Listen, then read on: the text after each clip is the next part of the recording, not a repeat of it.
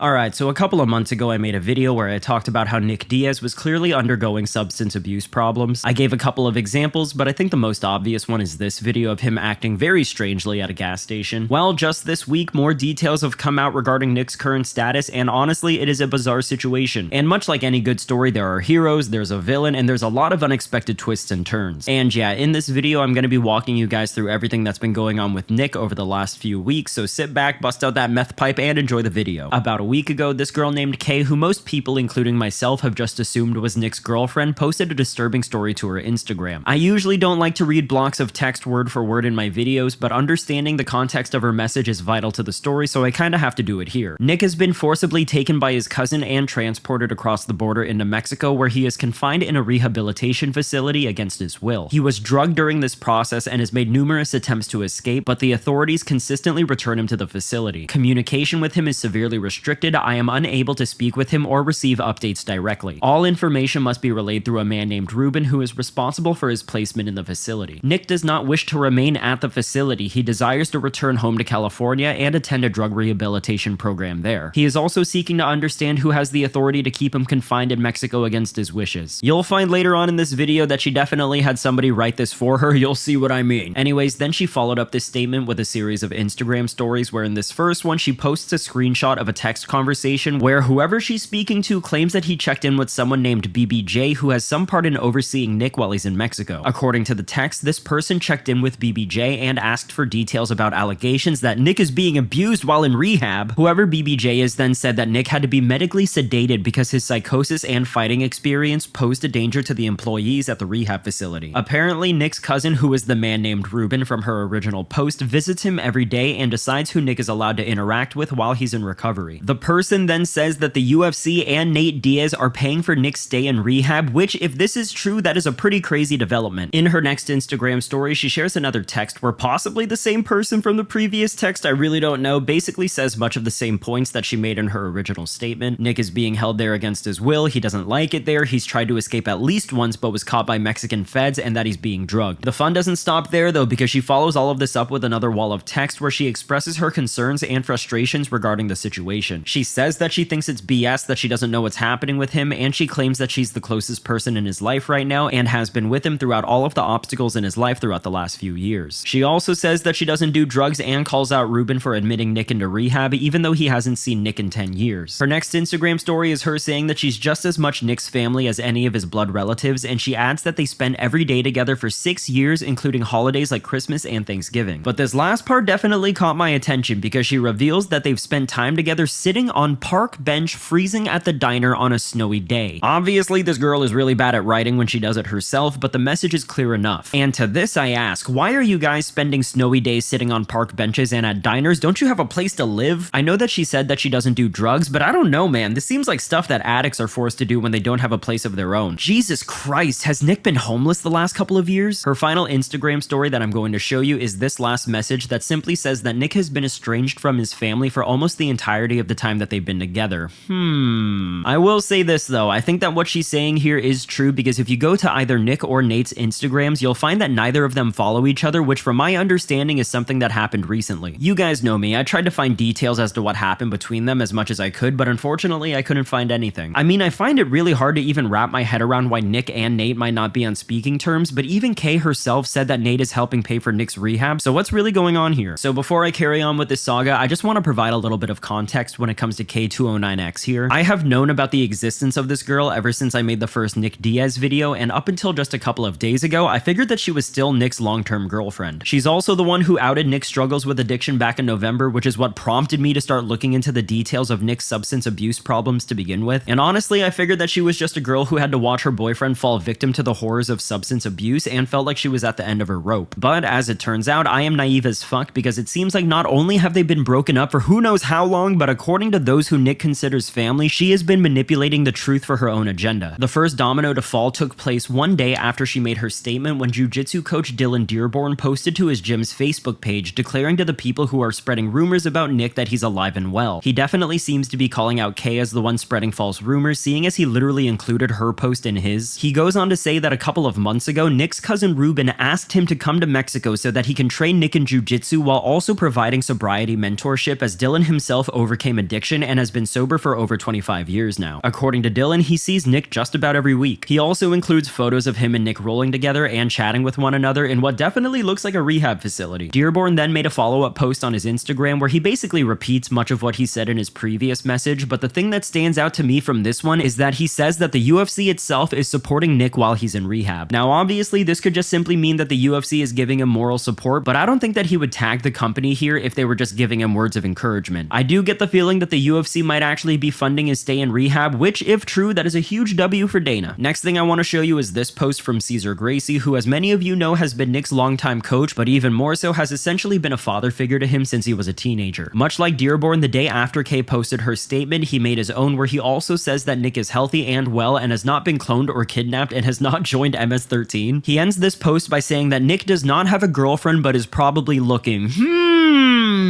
Oh boy. And the final person to call her out was Jose Garcia, who's Nick's recovery and conditioning coach. So apparently this is the BBJ guy that was referred to in the text messages that I showed you earlier, as Garcia runs a program called BBJ Ninja Recovery. Right after Kay made her statement, he responded within hours of a post of his own where he asks if people actually believe that Nick Diaz of all people could be kidnapped, drugged, and held against his will. He's basically calling Kay a liar here, and once she saw this, they started arguing in the comments of his post. In this one, she reveals that Ruben apparently put Xanax in Nick's protein shake then drove him to Mexico while he was asleep. Garcia responds by saying that Kay has done more harm than good, that she needs therapy herself, and that she needs to stay away from him while he's in recovery. Kay hits back by saying that she's kissed Nick and either figuratively or literally brought Nick back to life when no one else was there for him. Then Garcia gets very personal and reveals that Kay is homeless, called it, and he also mentions that she's a sex worker. Kay responds by saying that she and Nick have talked multiple times about what she does and apparently Nick is fine with it. In their final exchange, Garcia doubles down and says that Kay needs to find a place to live and asserts that there's a reason why she's not allowed to see him. He calls her a liability, a snitch, and a cockroach that won't go away, but Kay ends the argument by asking what's going to happen when Nick comes back to her. This is a crazy series of events, man. So just a couple of thoughts here based on everything that I just went over. It seems like Nick's been in rehab for a couple of months now based on Dearborn's post, and at first I found myself wondering just how many months Nick has been recovering in Mexico until I remembered that on March 25th, Cesar Gracie randomly tweeted this photoshopped picture of Nick telling the world that Nick is healthy and doing good. I am assuming that he had been in rehab for a few weeks before Cesar tweeted this, so maybe Nick's been in rehab since like the beginning of March, maybe end of February. All that aside, let's talk about the real shit, guys. Who is telling the truth here? Who are we supposed to believe? Should we believe Nick's literal family and his coach that he's known since he was 16, or do we believe his possible ex-girlfriend that seemingly isolated him from his family and friends? Tough choice here, guys, let me tell ya. Yeah, I don't know, man. There's something about Kay that's a bit suspicious to me. And it might be because she doesn't even know how to write even at a 3rd grade level, which is a huge pet peeve of mine, but there's something about her that seems disingenuous. In her original post, she says that Nick has been abducted by his cousin, but she words the rest of her post in a way that makes it seem like Ruben is a different guy and not Nick's cousin. She's also had an ongoing beef with Ruben for who knows how long really, but apparently back in April they had a back and forth with each other on social media. Also, she mentions that Nick wants to go to a rehab facility in California, but how would she even know that if by her own words she's been forced to go no contact with him? Bitch is kinda sus. Oh, I also forgot to mention that the day after Dearborn and Gracie called her out for being a liar, she went on a tirade in her Instagram story defending her and Nick's relationship. She then posted a video of her and Nick looking coupley together, which seems like her way of giving a big middle finger to the both of them. Not only that, I get the feeling that this video is pretty damn old, seeing as just last year Nick was looking like this, so for him to be looking like this in this video indicates to me that she had to go pretty far back in the camera roll to find this one. Also, I went into some of her Instagram comments and this is what she responded when a guy called her out for being a liar. Yes, he was drugged and taken across the border without his consent and put into a lockdown facility. This kind of seems like stretching the truth a little bit because we know that he was sedated while he was in rehab for the safety of those around him. Also, if this place that has a volleyball court, jujitsu mats, and hammocks is a lockdown facility, then lock me the fuck up. I guess I'll just cut to the chase here. I think that there's a pretty good chance that Kay has been isolating Nick for the last few years and keeping him hooked on drugs, probably so that she can get drugs off of him, who knows. Like, if she really cared about Nick, I feel like she should be happy that he's going to a nice-ass rehab facility for free. And I do think it says a whole lot about the situation that Nick's friends and loved ones clearly don't seem to like her all that much. Also, on the topic of whether or not Nick could actually be drugged and abducted against his will, I mean, he definitely can. But at the same time, I think there is such thing as doing the wrong thing for the right reasons, and if someone's hit rock bottom, I think that sometimes you gotta take drastic measures to save somebody that you care about. On the other hand, I haven't gotten the impression that Kay is actually trying to save Nick from his addiction problems, whereas Nick's friends and family probably did the wrong thing for the right reasons. I can't help but feel like Kay has been doing the wrong thing for the wrong reasons reasons for a while now. Anyways, I don't think I have anything else to say about this, so I guess I'll just end the video here, but I'm sure that there's going to be much more developments to this saga in the months to come. Definitely let me know what you think about Nick's current situation. Do you believe that he's been abducted and abused in Mexico, or do you think that he's finally getting the treatment that he needs? As always, if you like the video, then like the video, and if you haven't subscribed to the channel yet, please do so. I appreciate you for watching, and I'll see you on the next one. Bye.